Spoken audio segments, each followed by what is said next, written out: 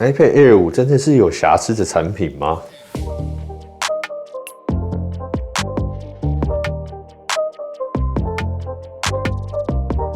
大家好，我是苹果爹。那我们现在终于拿到了 iPad Air 5。那台湾呢算是比较晚上市，可是现在如果你们不管想要买 WiFi 版和5G 版的，都可以买得到。那我这次呢，因为自己有赶着要的需求，所以我还是请香港的中环艾伦帮我代购到了这一台紫色的 iPad Air 5。今天这支影片呢，我们就大致上比较一下速度啊、跑分啊，那甚至还有很多人提到的瑕疵啊。那但最多人在问的，不管说相对先前的 iPad Air 第4代，或者现有的 iPad Pro 也是使用 M1 的版本，到底哪一台比较适合你？那我们今天的影片都会一并讲到。那你买了新的 iPad Air， 那你有买到 M1 的版本，但是希望它可以用的比较久嘛？那这种时候还是建议你好好保护好你的 iPad， 然后选择一个品质比较好的保护壳咯。那今天的赞助商呢，就是专门做保护壳相关配件的 ESR 易色公司，他们家有多种款式供您挑选。那今天的重点介绍其中2款。那首先呢是优触双面夹系列，有非常多不同的颜色可以挑选。那有些比较特别的颜色，像是玫瑰金啊、仙人掌绿等等。安装非常的简单，背板可以直接对准磁吸结构，直接把 iPad Air 放上去就可以装好了。那相对原厂来说呢，它做搭扣的设计，不仅在保护性可以更好，还能同时保护住 Apple Pencil 不怕掉落。打开时搭扣也可以直接吸在后方。面盖也有不同的使用角度可以选择，想要笔记啊或画画的时候可以使用书写模式，想要看荧幕啊或者追剧的时候可以使用观看模式。那再来另一款呢，就是优触巧拼系列的保护套，这个是有附 Apple Pencil 笔槽的款式，总共有4个颜色可以选择，同时适用于 iPad Air 还有11寸的 iPad Pro。内附2个镜头框，可以依照你买的款式搭配使用。安装上非常的方便，可拆卸式的后壳和面板之间有16颗强力磁铁，在你不随意摇晃的情况下，可以保证面盖和背板不易分离。4角都有升级的抗摔气囊保护 iPad， 背壳是 PC 防弯硬壳，面盖是亲肤的 PU 材质。面盖拆卸下来之后，不但可以减轻手持的重量，或是你可以分开当成手机支架来使用。面盖也有不同使用角度可以选择。那像刚提到的你要笔记或画画可以使用书写模式，那要追剧的时候也可以使用观看模式。笔槽的设计也有巧思，在后面有一个镂空的部分，可以方便你取出 Apple Pencil。在书写时呢，也有一个圆孔可以让你暂放 Apple Pencil， 是一款兼具保护和多功能的产品。那我会把官方卖场的链接放在下方供大家参考咯。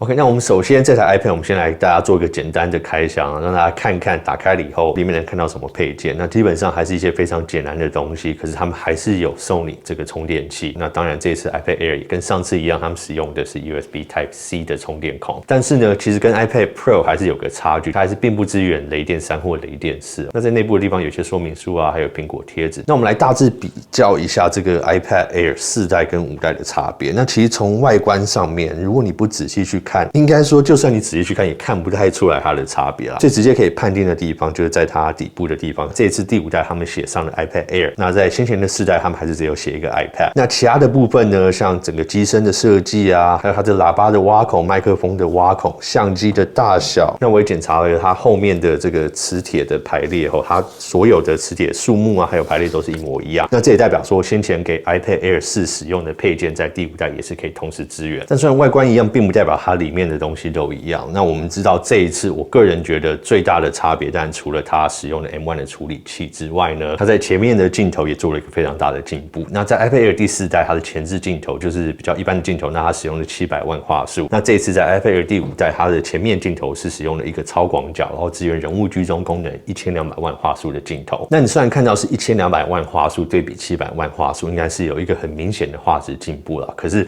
当然，因为它是一个超广角的镜头，如果你习惯自拍的角度还是比较像先前那种镜头比较窄的这种焦段的话，其实这一次1200万画素在裁切下来，它的画质相对先前还是会有一点比较明显的噪点跟一些退步。但是它的方便点就是让在视讯的时候支援人物居中这一点啊，那我觉得这个相对起来是一个比较实用的选择。那在我在测试喇叭啊，还有什么，我觉得它声音听起来我是完全听不出来差别，所以如果要为了喇叭升级的话，我就觉得没有什么必要。那再来有一个很多人提到，就是说这一次 iPad Air 5他们有一个组装品质上面的一个瑕疵。那这个也是我当初说要开箱这一台，很多观众问我要测试重点测试的地方。那其实国外有很多人讲到这个啦，那他们有讲到的瑕疵的地方都不太一样。有人是说你手去搬动去折它的时候，可以听到它有一个卡卡的声音。那另外就是你手去压它后面背板的地方，可以听到它去敲击它里面主机板的这个声音。那听他们国外论坛的说法比较多是在蓝色的那一台 iPad Air 5，那我买的这台是紫色的。那我个人其实是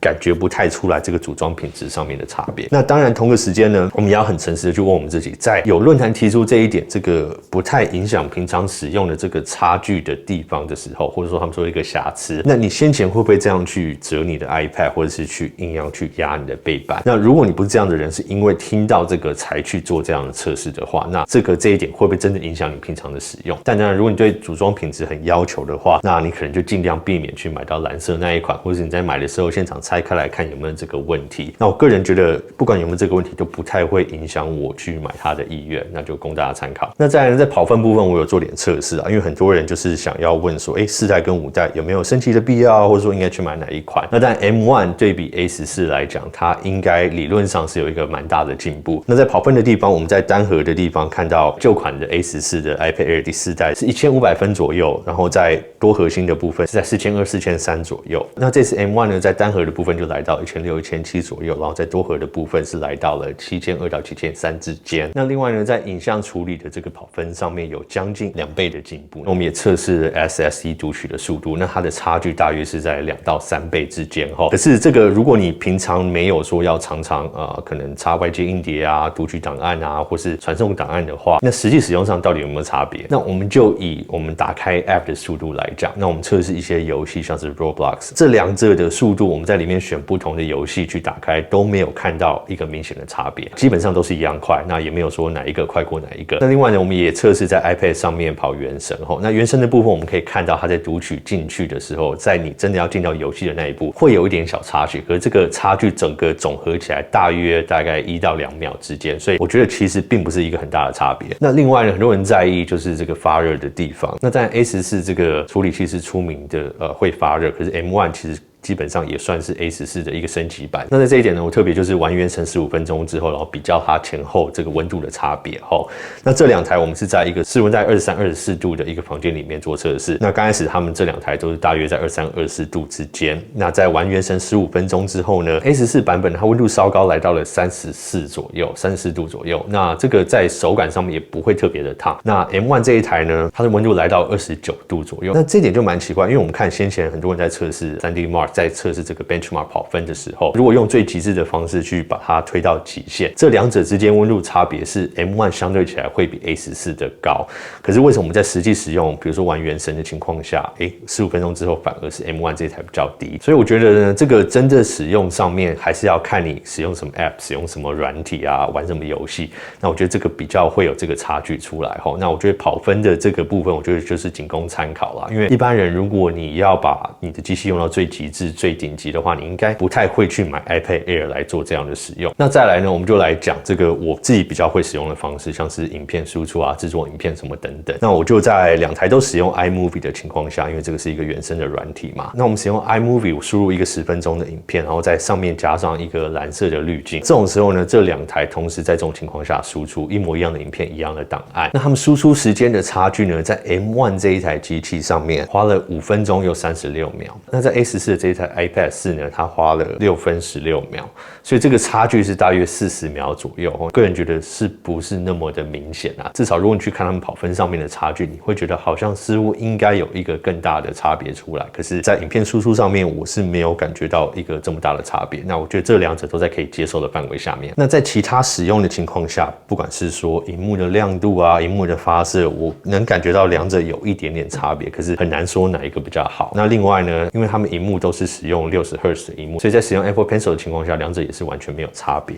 所以这种情况下，我觉得真的除了它的前置镜头，还有它里面处理器之外，在使用上的体验其实并不会有一个太大的差距。OK， 那所以在实际这些使用下呢，我要怎么跟大家推荐，就是说相比哪一台啊，或者你现在是用哪一台机型情况下，值不值得升级，或是你应该去买哪一台？那我们就先讲第一个 iPad Air 5对比 iPad Air 4，值不值得下降去购买到 iPad Air 4？那我觉得以现在的价差，我现在市面上看到价差其实并不是这么大。那以这样的差距来讲，我个人还是比较推荐直接买 M1 版本的 iPad Air 5，因为我觉得处理器本身效能比较好，就可以支援比如说更多年的软体更新啊，那或者是你可能使用一些更专业的 App， 那当然是更高更强效的处理器在这个方面支援会更好。那另外前置居中这个镜头，这个就看你自己啦。我个人觉得有这个镜头是比较方便。一般来讲，如果拿 iPad 来自拍，真的很追求这个自拍画质的应该是很少。可是多了这个超广角镜头，让你在视讯啊，不管在任何使用情况下，我觉得它的可以使用的情境是更广，所以我觉得是蛮值得做这样的升级。所以在这两者的选择的话，如果你是现在要购买，我会推荐购买 iPad Air 5。但是反过来，如果你现在拥有的是 iPad Air 4 A14 版本的，值不值得做这样的升级？我个人觉得其实还不太有必要。